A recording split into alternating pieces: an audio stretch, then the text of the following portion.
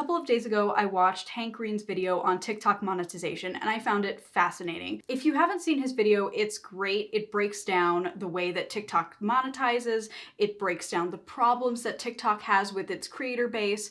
It's a great video. I highly recommend that you check it out. It's fascinating. But I want to add to that conversation. And I wanted to make this video in particular because I feel like I am a uniquely prepared person to critique TikTok. If you haven't seen me before, hi. First and foremost, I love TikTok. I can spend hours on this platform just scrolling on my For You page. It is thoroughly addicting by design. But at the same time as I am a TikTok enjoyer, I am also a TikTok creator. I am at Dandy Demon on TikTok. I have around 200,000 followers and 22 million likes. If you're not familiar with my page on there, I make the most random videos. I make just whatever I want to, but usually it's around internet culture or current trends or cursed content. I make a lot of cursed content too.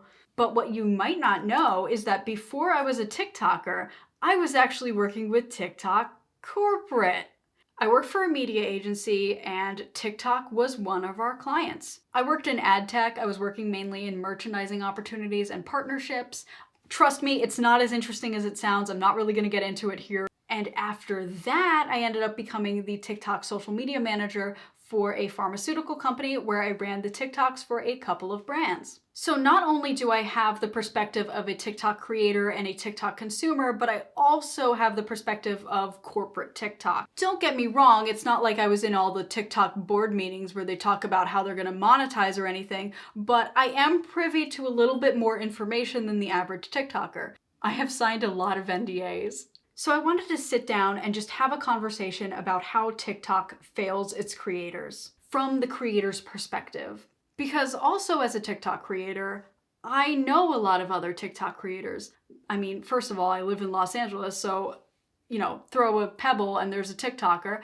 But also, being a TikToker also affords me the perspective of knowing other TikTokers. I know what they're talking about. I'm in their mutuals only stories. I know what they're afraid of. I know the general landscape of this platform, and I wanted to share what's going on. It's no coincidence that so many TikTokers are leaving the platform in droves. Why? It's because TikTok is not serving them as a platform.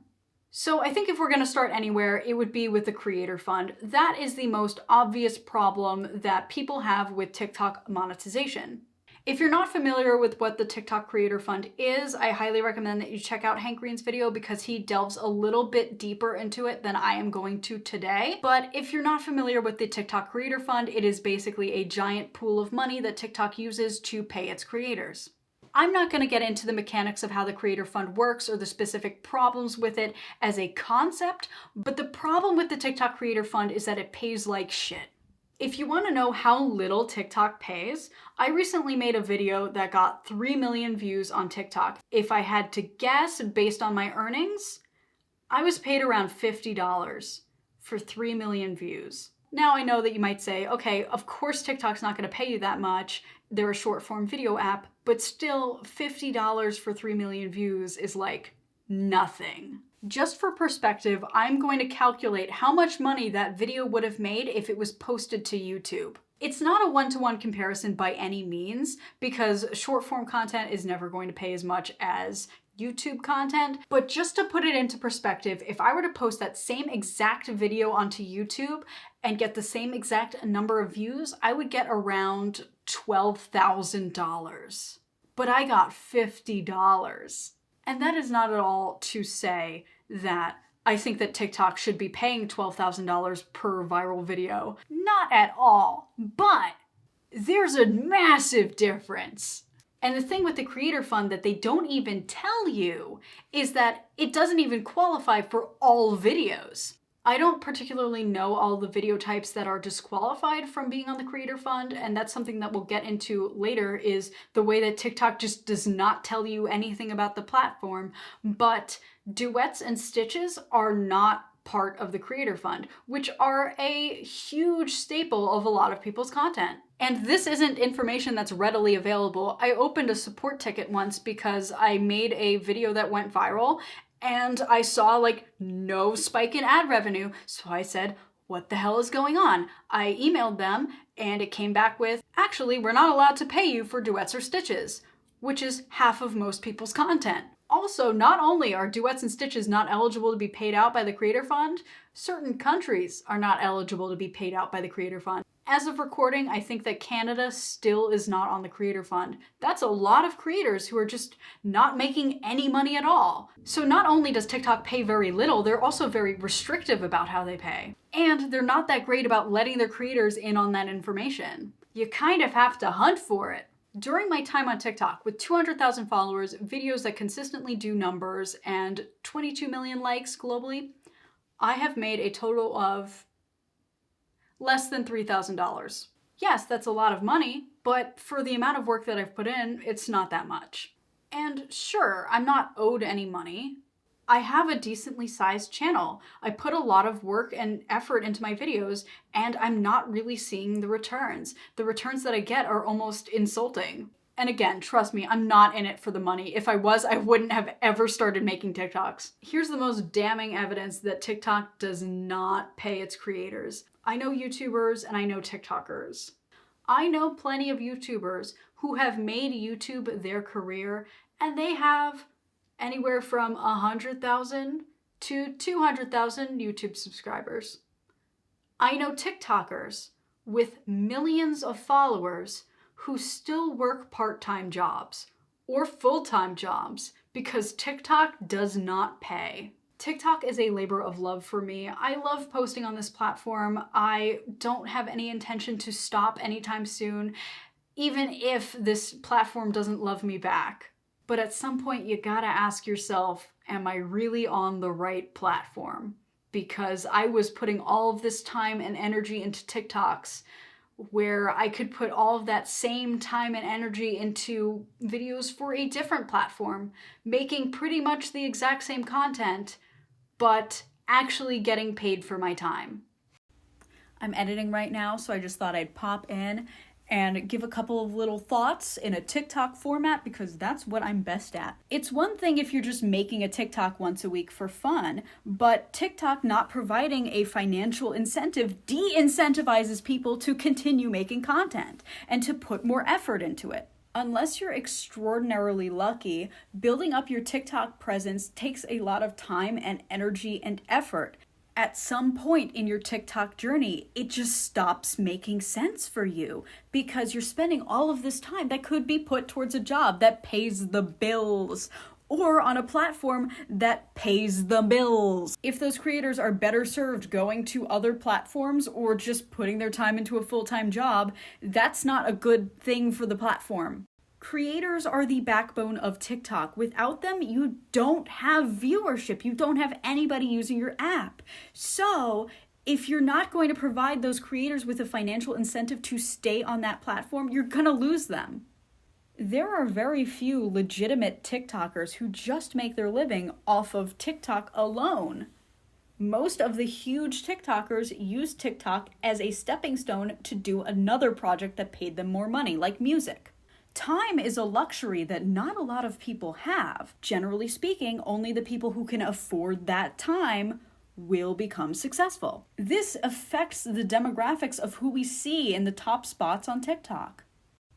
Time is a luxury that a lot of people don't have. And if you're gonna have to choose between spending your time making TikToks and a full-time, stable, paying job, you're probably going to pick the job, which is going to alienate a lot of people. This heavily affects the demographics of who succeeds on TikTok. I could see TikTok becoming a more corporate place as a result of giving creators more money, but this negatively impacts content because how can a TikToker upgrade their content? How can they invest in it if they're not given any money to invest with? With what TikTok pays, TikTokers cannot afford to upgrade their videos, invest in new equipment, hire people onto their team. They just can't afford it. The only way to do so is to migrate to a different platform. So we're seeing this exodus of creators who are forced to go onto greener pastures because that's the only option for them.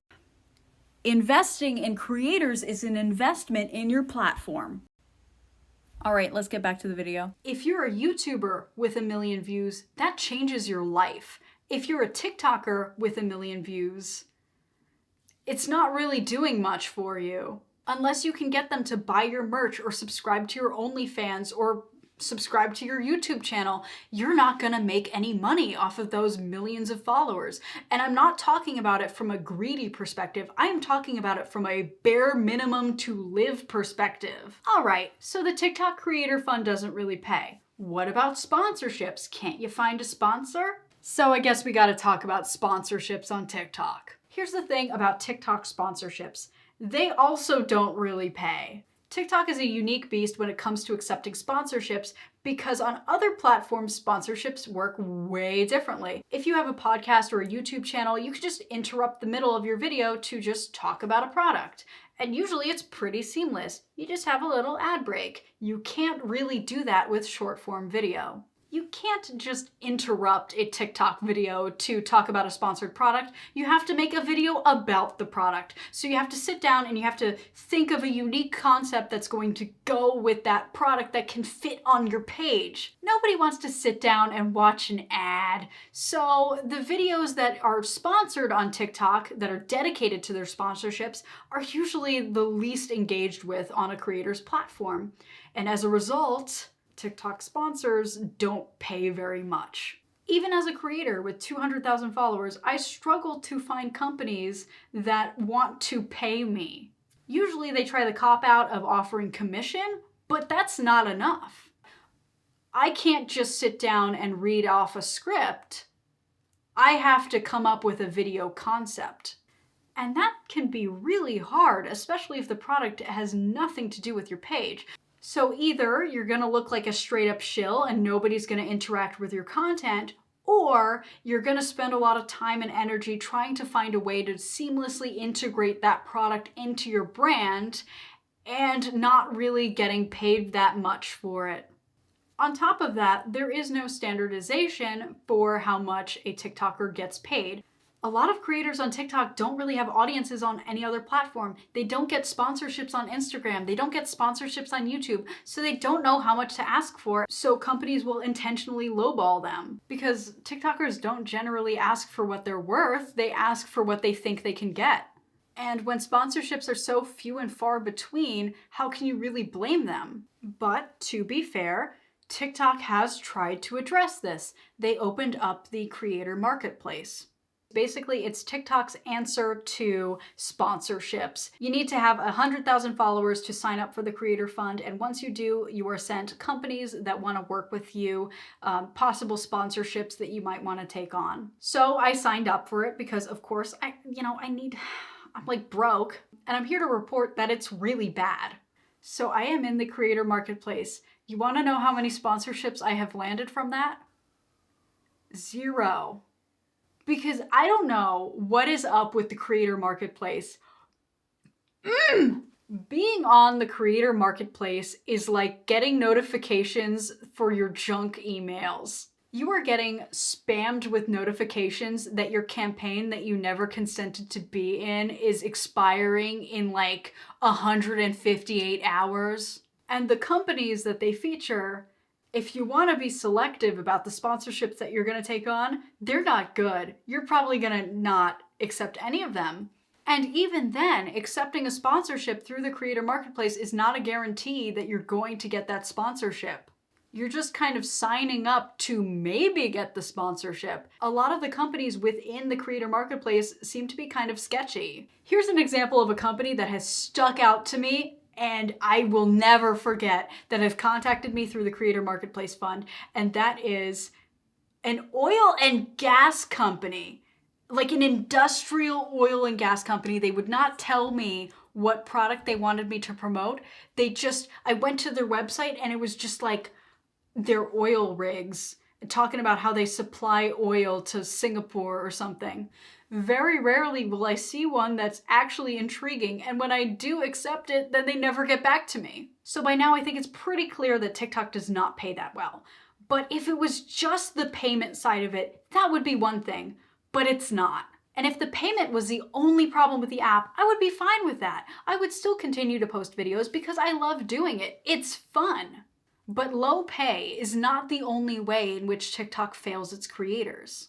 I've alluded to it a couple of times already within this video, but I want to really get into the ways in which TikTok hides information from its creators. Creators are the backbone of the platform, and the thing is, if you're a creator on the platform, you don't know that much about it, and that's scary. TikTok creators are the backbone of TikTok. Without them, TikTok would cease to exist. But TikTok does not seem invested in sharing any information with its creators. TikTok just does not have an open line of communication with its users, and it's created a culture of fear and misinformation and superstition around making videos. Here's a small example. On YouTube, you know if a video is demonetized. You don't know that on TikTok. I had to tell people that Duets and Stitches did not pay. They didn't know that. When a YouTuber gets banned from the platform, it's an event. News articles are written. Debates are had about the ethics of restricting people's content. On TikTok, people get banned for the most random shit. Generally speaking, on other platforms, when you get banned, it's for breaking some terms of service. But on TikTok, not really. I've seen cosplayers get banned. Why? I don't know. I've seen makeup artists get banned. Why? It's created a culture of fear within TikTok because creators think, oh my god, I could be next. And so you see creators making backup accounts, not second channels, backup accounts. They act as a safety net for these creators just in case something happens to their account. Even if they're not breaking terms of service, there's still this culture of fear because anybody could get banned. It would not fly on any other platform, but it flies on TikTok. People have to anticipate getting wrongfully banned because it happens so often. And when I say culture of fear, I really mean that. There's an entire language that's been developed by TikTok to skirt the algorithm from flagging their content. Weed becomes spelled like weed. Death becomes unalived because they're so scared of saying the actual word and getting flagged and fucking banned. People fundamentally change their language on TikTok to a point that becomes utterly incomprehensible to people who are not on this platform and chronically online. I have to talk in goddamn leet speak sometimes in order to get my message across. TikTok doesn't tell you when you've been demonetized. They don't tell you. They only tell you when you get a strike against you. When you get a strike against you on TikTok, it can be for absolutely anything. You can appeal the strike to have it manually reviewed, but that's no guarantee that you're going to get that content restored. Even if it's extremely obvious that whatever you posted does not go against TOS, they can still take down your content. People on YouTube fear demonetization. People on TikTok already expect demonetization and just fear getting their account taken down. So it definitely shapes the kind of content that you feel able to produce within TikTok because you don't want to get your account banned. That's so much work and effort to just go up and smoke. The self-censorship is not just for potentially spicy topics, it's also for TikTok itself. Criticizing TikTok within the platform is seen as an extremely risky move. TikTok has not communicated that swear words or saying death is going to get you stricken down on the platform, but they don't really tell you a whole lot of other things, so you kind of just have to guess what TikTok is going to strike you down for. Because you don't want your account to get banned, so you have to be super hyper vigilant about what you censor and how you approach certain topics. You can get a community guidelines violation for literally anything on this platform. I have gotten it for the dumbest shit. This system is very easily exploited. For example, if you make a video that people don't like, they can go to your profile and start reporting all of your content. And the appeals process for that it's hopeless. There's no real process for it. Most creators that I know who have gotten their accounts banned just have to ask their audience to spam TikTok, send them emails, send them support tickets, ask them questions, try to get their attention. Otherwise, you're not going to get your account back. And that's only if you're lucky enough to have an audience that follows you to a different platform. Most TikTokers have their audience concentrated within TikTok. So when that happens for them, They just have to start over and hope for the best. How can you expect to have an honest conversation about anything, an uncensored conversation, when you're so scared about getting banned? Everything that you've worked for taken away from you in an instant just because you made the wrong video. It's a dangerous culture to have. The general message that TikTokers get is that they're replaceable. TikTok doesn't care about its TikTokers. It's obvious to anyone who has been a creator on the platform. So for those reasons, I have decided to migrate a little bit. I'm not stopping TikTok. Don't worry about it. I'm still making TikTok videos, but I'm just putting my energy into a platform that has better odds for me. Because I can't continue to put my time into a platform that doesn't care about its creators and purposefully keeps them in the dark. I cannot continue to put all of my love into a platform that just will never love me back. Again, don't worry, I'm not quitting TikTok. I'm just putting my energy into something that makes more sense for me. So that's why I'm making YouTube videos. If you'd like to support my journey, the best way that you can do that is by subscribing, liking this video, and commenting something for the algorithm. I'm gonna be putting a lot of time, sweat, and energy into this channel, so welcome aboard. Also, I'm gonna have a collaboration out with Kunken Dassner, who's a good buddy of mine. Go and watch that. We talk about Axel Weber, also about TikTok. Okay, bye.